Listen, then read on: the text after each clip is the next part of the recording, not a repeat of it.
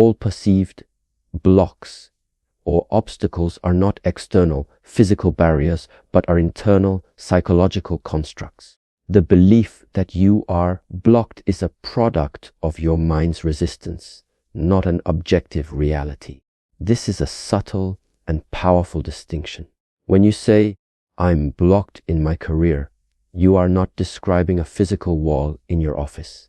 You are describing a feeling of stagnation, a lack of ideas, and a fear of moving forward. These are not forces outside of you, they are thoughts and emotions that are happening inside you. The mind, in its desire for a simple explanation, projects this internal state onto the world and externalizes it as a block. It's a fundamental error in perception, confusing the map for the territory, and in this case, confusing your internal state for an external reality. This illusion is reinforced by our language. We use words like stuck, trapped, and hit a wall, all of which describe physical states of being unable to move. This linguistic framework tricks the mind into believing that the problem is a physical one, requiring a physical solution. We then waste time and energy pushing against an imaginary wall when the real work is an internal shift. The block is nothing more than your own resistance to change, your fear of the unknown, and your attachment to the way things are. It is your own mind's desire for a straight, predictable path that creates the illusion of a solid barrier when the path begins to curve or ascend. The mind's creation of this block is a powerful defense mechanism. Change is difficult and uncertain. The subconscious mind, which prioritizes safety and routine, would rather have you believe you are blocked than have you face the difficult work of adapting and moving forward. It would rather create the illusion of an immovable object than have you confront the uncomfortable truth that you must change. The block is the mind's way of saying, it's not your fault that you're not moving. The problem is out there, not in here. But this is a lie. The block is your own fear, and as long as you project it outward, you will never be able to move past it.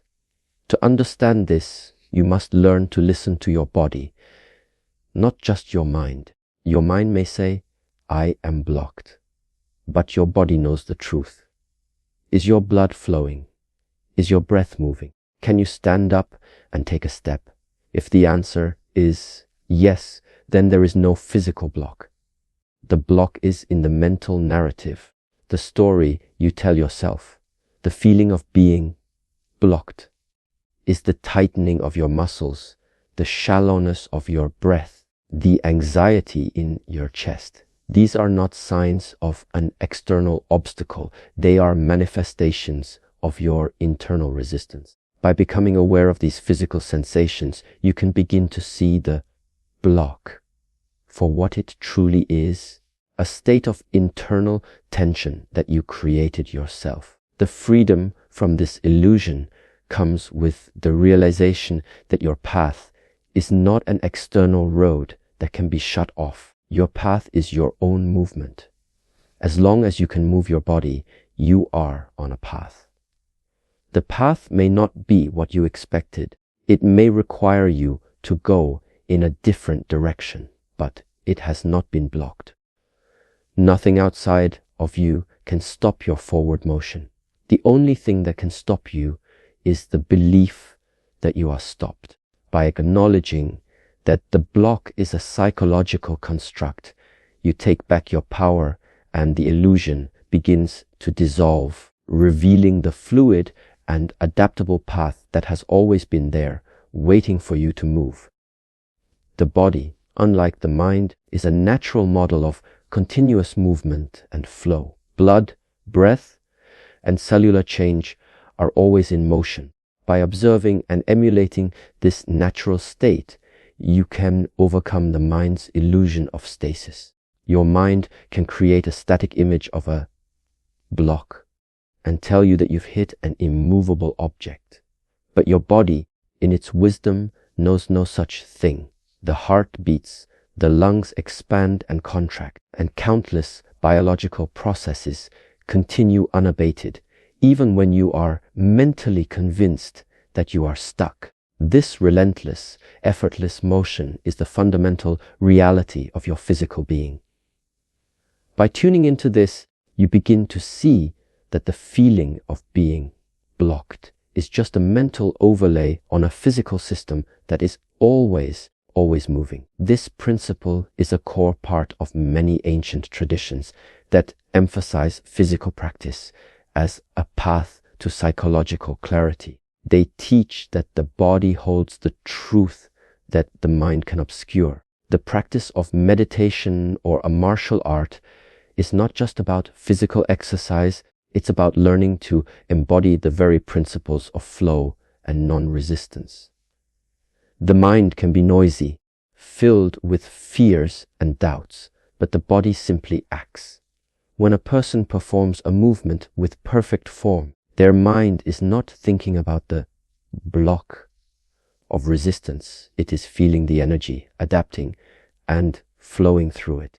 This is why a regular physical practice can be so transformative. It trains your entire being to move past perceived obstacles, not by brute force, but by intelligent and adaptable motion. The mind creates problems, but the body holds the solutions. The feeling of being stuck often manifests physically as tension, tight shoulders, a shallow breath, or a clenched jaw. These are physical symptoms of a psychological block. The solution, then, is not to argue with the mind's narrative, but to release the physical tension by simply focusing on your breath and allowing it to become deeper and more fluid. You are physically counteracting the mental state of being stuck. You are telling your body and your mind that the path is open. The simple act of walking one foot in front of the other is a powerful antidote to the feeling of paralysis. It is an undeniable physical proof that you can, in fact, move forward regardless of the story your mind is telling you. This understanding of the body as a model of flow also provides a powerful framework for problem solving. When you are faced with a difficult situation, instead of thinking your way out of it, try to feel your way through it. This involves a shift from a logical, analytical approach to an intuitive, embodied one. The mind says, there is a wall here. The body, in its stillness, feels the situation and finds a subtle path of least resistance. It's the difference between trying to force a key into a lock that isn't turning and feeling the tumblers with gentle pressure until the lock opens. The body knows how to find the path of effortless action, a wisdom that the mind, with its loud and rigid narratives, often overlooks. In essence, your body is a continuous demonstration of the fact that nothing is truly static. Your cells die and regenerate. Your energy flows and ebbs. Your being is in a constant state of becoming. The idea of a block is a temporary intellectual state, a moment of conceptual stasis that has no physical parallel. By aligning your mind with the natural wisdom of your body, you can transcend this illusion. You realize that you are not a fixed object, but a river, and a river cannot be blocked. It can only continue to flow, changing its shape as it moves, always finding a way forward. An obstacle is not a solid, immovable wall, but a form of energy, resistance. Instead of fighting this energy, a wise person understands and directs it, much like a martial artist uses an opponent's force against them. The mind's common mistake is to perceive resistance as a personal assault, an insurmountable force that must be overcome through brute strength. This is an exhausting and often fruitless endeavor. The energy you expend fighting an imaginary block could be used to propel you forward. The key is to see that the resistance is not an enemy to be defeated, but a dynamic force to be understood. It has a direction, a strength, and a weakness. And if you can sense these qualities, you can move with them rather than against them. This principle is at the heart of many martial arts, particularly those like Aikido, where the practitioner does not block or oppose an attack. Instead, they blend with the incoming force, redirecting it and using its momentum to their advantage. The opponent's energy is not negated, it is borrowed and then directed in a new, useful way. In the same manner, when you encounter a block in your life, be it a difficult client, a creative impasse, or a personal conflict, you should not meet it with direct opposition. Instead of pushing back, you should feel the energy of the resistance. Is the client's resistance rooted in fear? Is your creative block a manifestation of perfectionism? Is the conflict stemming from a misunderstanding? By understanding the nature of the resistance, you can flow with it and find a new way forward. Fighting resistance is futile because resistance, by its nature, is fueled by opposition. The more you push, the more it pushes back.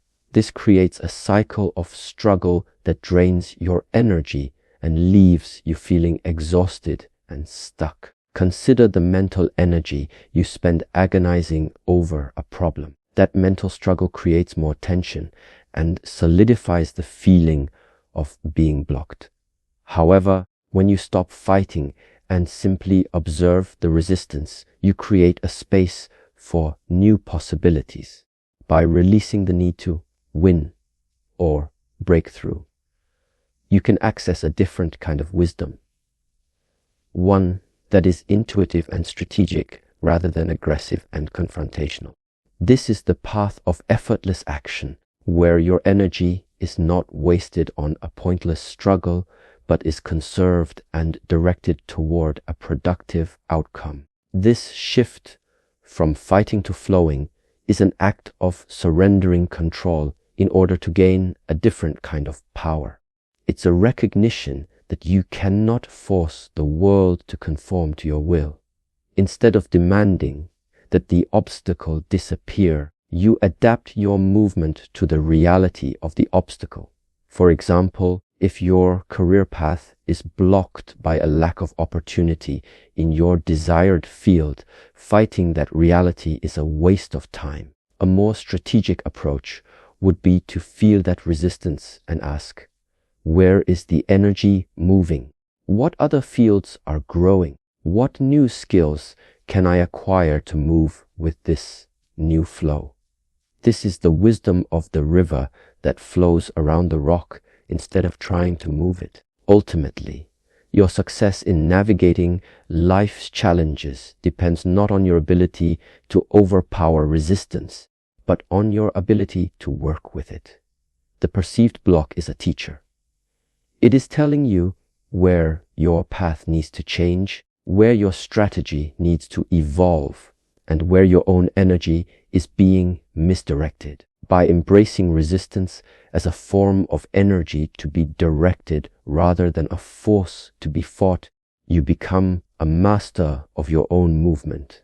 You learn that nothing can truly block your path, because your path is not about smashing through walls. It's about finding the way through, around, or over them. The way of effortless action begins with the wise understanding that a block is just a moment of resistance, and resistance is an opportunity for a new kind of flow. The path to navigating obstacles is to embody the principles of water. Water does not fight a rock, it finds a way around, over, or through it. This is a path of effortless action and non-resistance.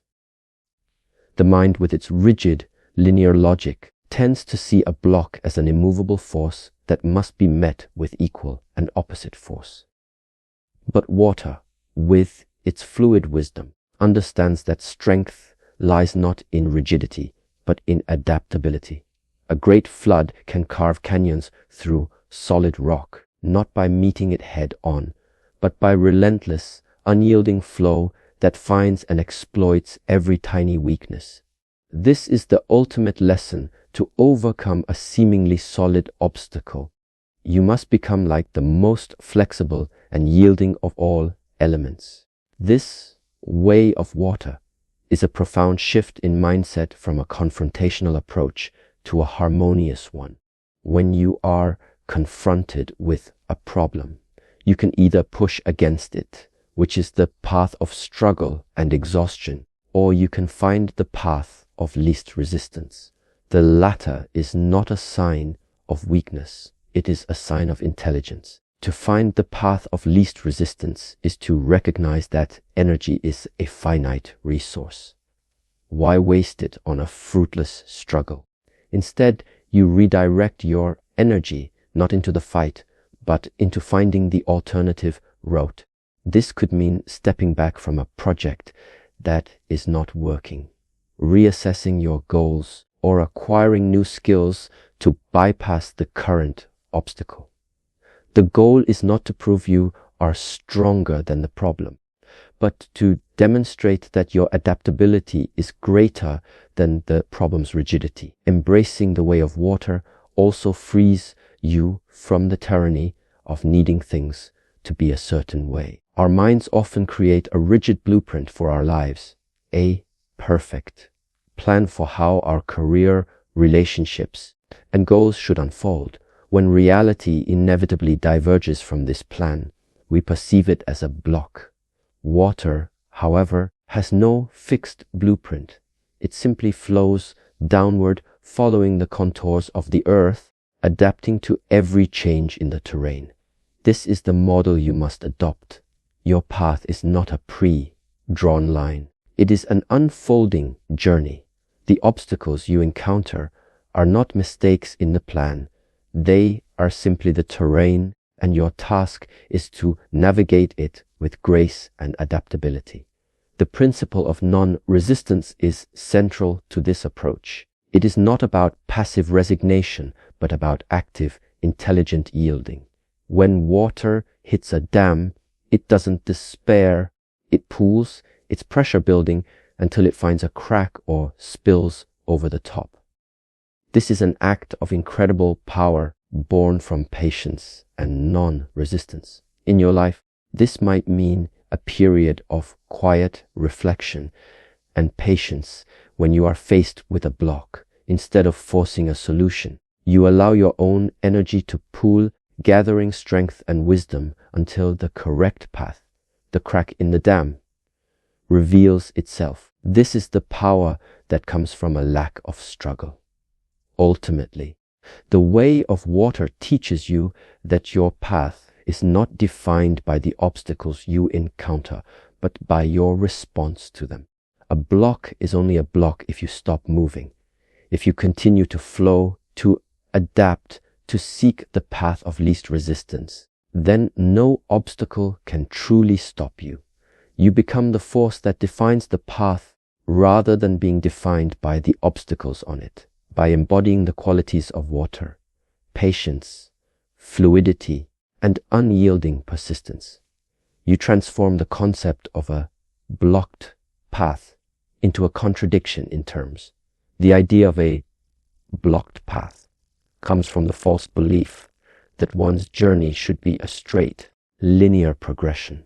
A true path is like a river, fluid and adaptable, constantly finding its way through bends and turns. Our minds are deeply attached to the idea of a linear path, a clear, predictable road with a beginning, a middle, and an end. We expect to move from point A to point B in a direct line, and when we encounter a curve, a bend, or a new piece of terrain, we interpret it as a deviation, an error, or a block. But life is not a straight road. It's a complex, unpredictable terrain. And the wisdom to navigate it lies not in insisting on a straight line, but in learning to flow with its natural contours. This is the difference between an architect's rigid blueprint and the organic, meandering path a mountain trail takes. The belief in a linear path is a source of immense suffering. When you are operating under this assumption, every unexpected event, a job loss, a failed relationship, a health setback, is seen as a catastrophic failure. You believe your path has been blocked or derailed, and you fall into a state of despair. But the river does not see a fallen tree as a derailment. It sees it as a new feature of the landscape. It doesn't fight the tree, it simply flows around it, carving a new path. By adopting this mindset, you can transform perceived failures into moments of redirection. A job loss can be the catalyst that forces you to explore a new, more fulfilling career. A relationship setback can be the impetus for profound self-discovery.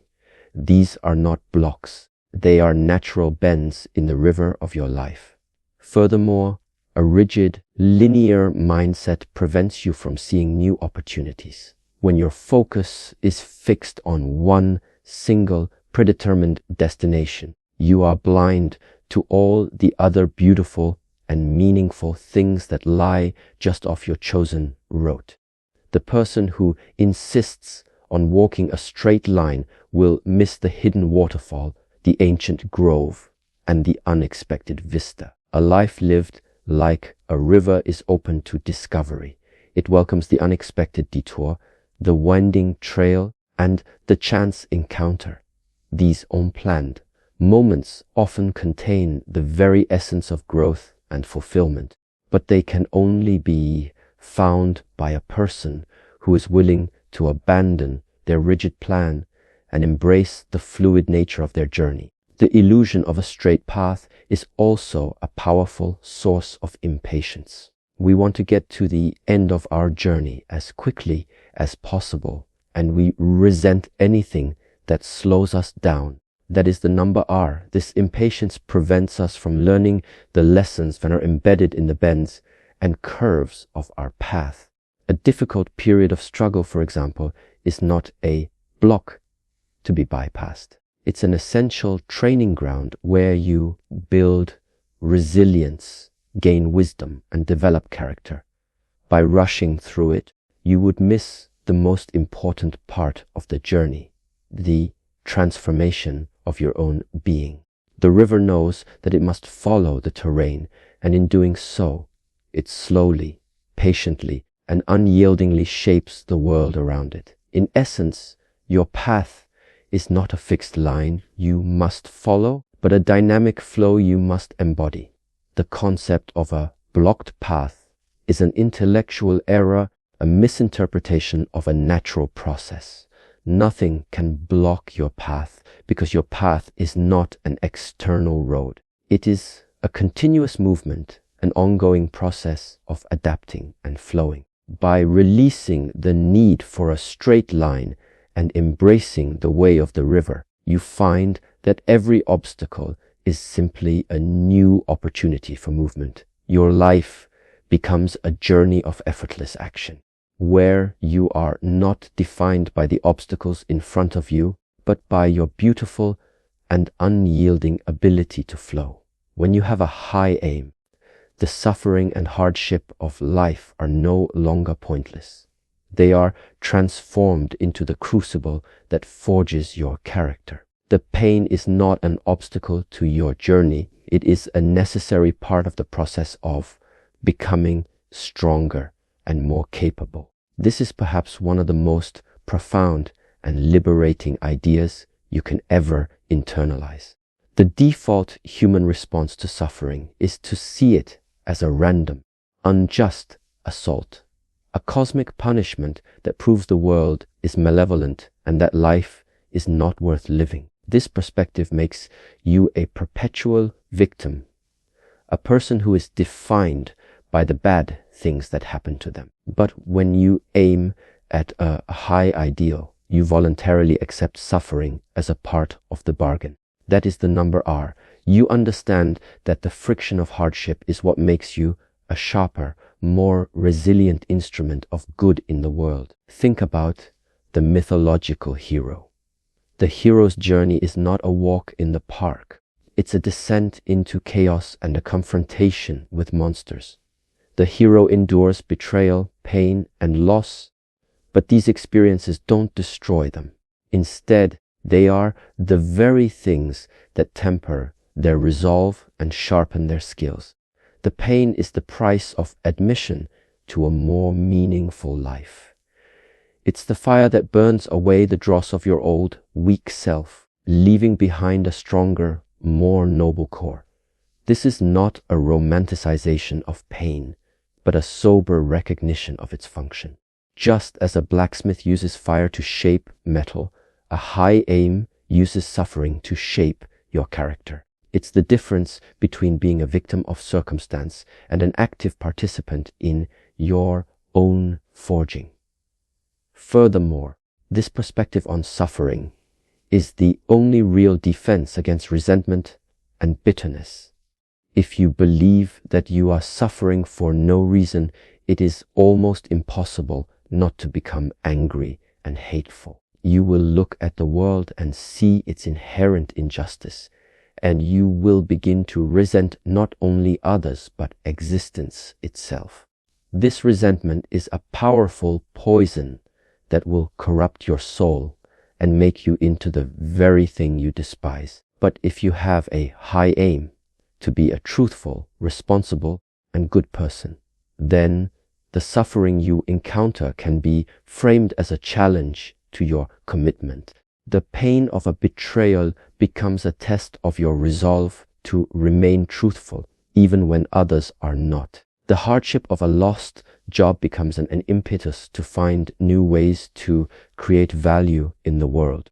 The suffering is transformed from a pointless curse into a meaningful test, and by passing that test, you move forward with your head held high. This transformation also changes your relationship with your own past. Many people are trapped by the painful events of their history. They replay moments of betrayal and loss, and these memories continue to cause them suffering long after the event has passed.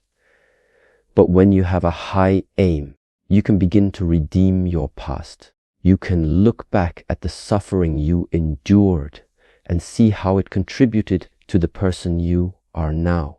You can recognize that the pain of that betrayal taught you a valuable lesson about trust, or that the hardship of that failure made you more determined and resourceful. That is the number R. The aim gives you the power to re-author your own story, to change a narrative of victimhood into a narrative of triumph.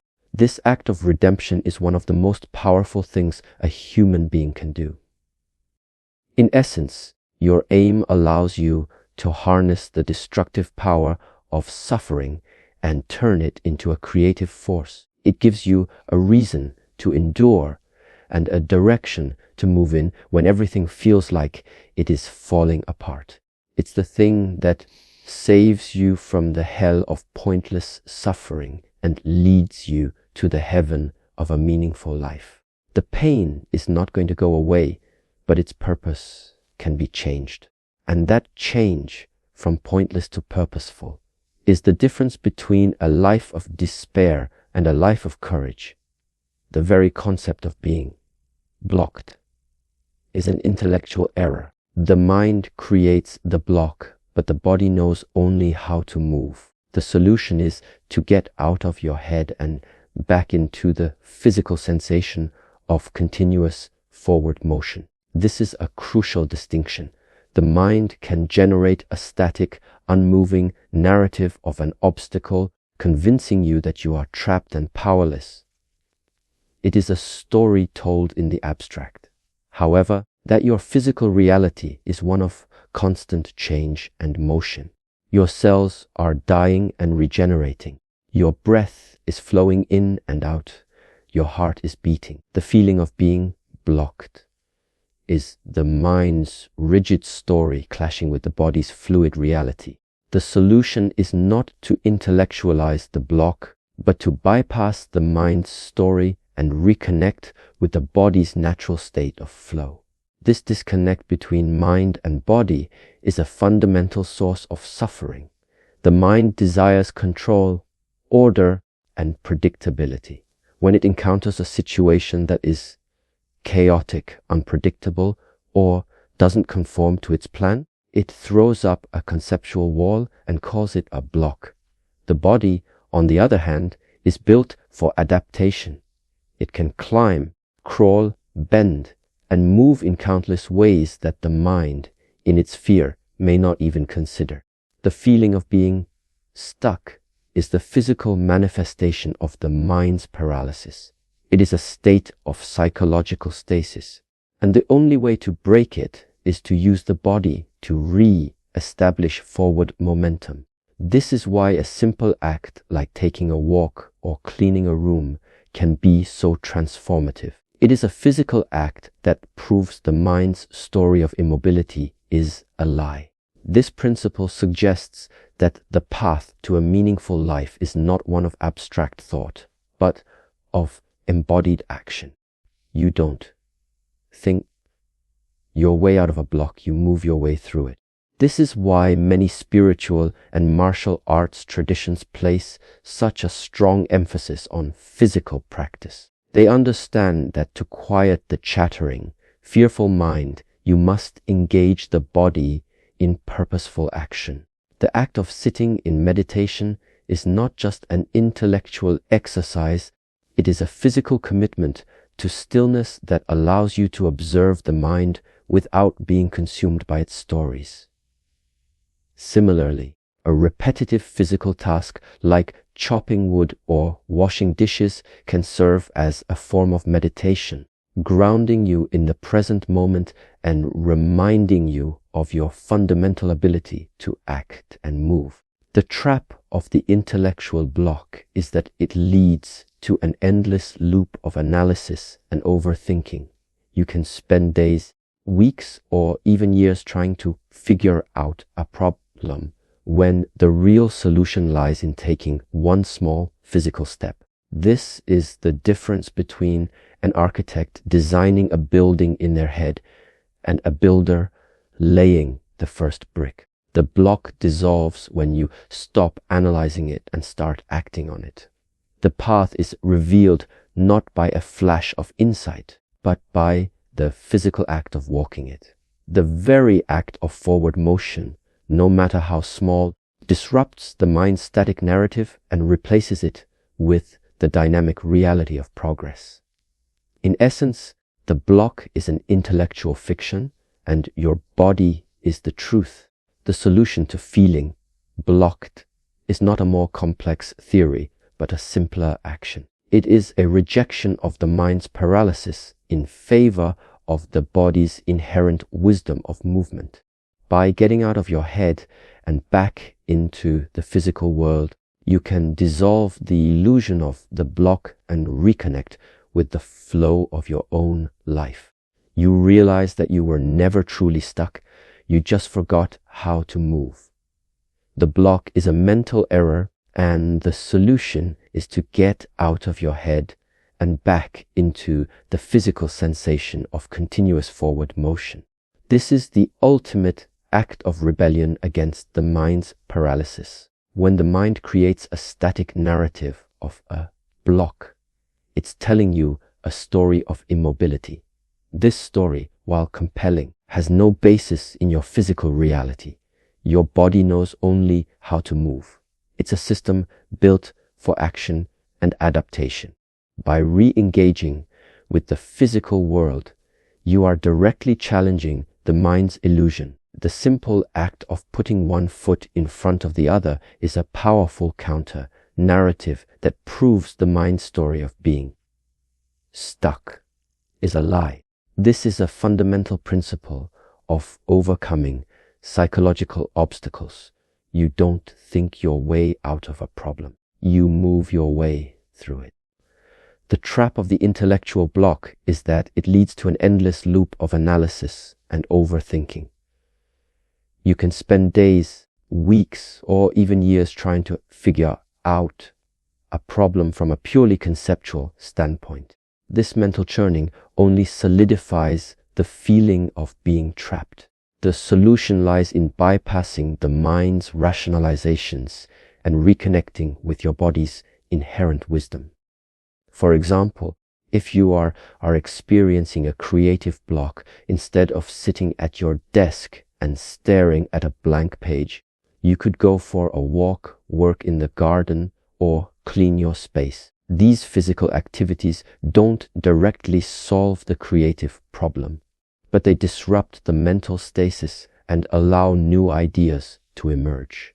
The path is revealed not by a flash of insight, but by the physical act of walking it. This principle is at the heart of many ancient practices that use the body to train the mind. Martial arts, yoga, and other forms of physical discipline teach that the body holds the truth that the mind can obscure. The rigorous, repetitive movements train you to transcend your mental resistance and embrace the moment. They teach that strength is not about a rigid will, but about a fluid, adaptable form. When a martial artist faces an opponent, they don't fight with their mind, they respond with their body, relying on muscle memory and intuitive flow.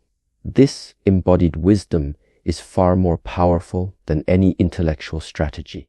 It is a direct and unfiltered response to the chaotic reality of a situation. The feeling of being blocked is often a manifestation of internal tension. It's a shallow breath, a clenched jaw, and tight muscles. By getting out of your head and back into your body, you can release this tension and restore your natural state of flow. This can be as simple as taking a few deep breaths, stretching, or engaging in a physical activity you enjoy. These small acts of self-care are not just a way to relax. They are a way to re-establish your connection to your body's wisdom. They remind you that you are not a fixed object, but a dynamic, fluid being. The block is an intellectual fiction, and your body is the truth. In essence, your path is your own movement. It is not a fixed external road that can be shut off. As long as you can move, you are on your path. Nothing can truly block you because your path is not a destination to be reached, but a state of continuous being. By getting out of your head and into your body, you break the illusion of the block. You realize that you were never truly stuck. You just forgot how to move. And once you remember, your path becomes limitless.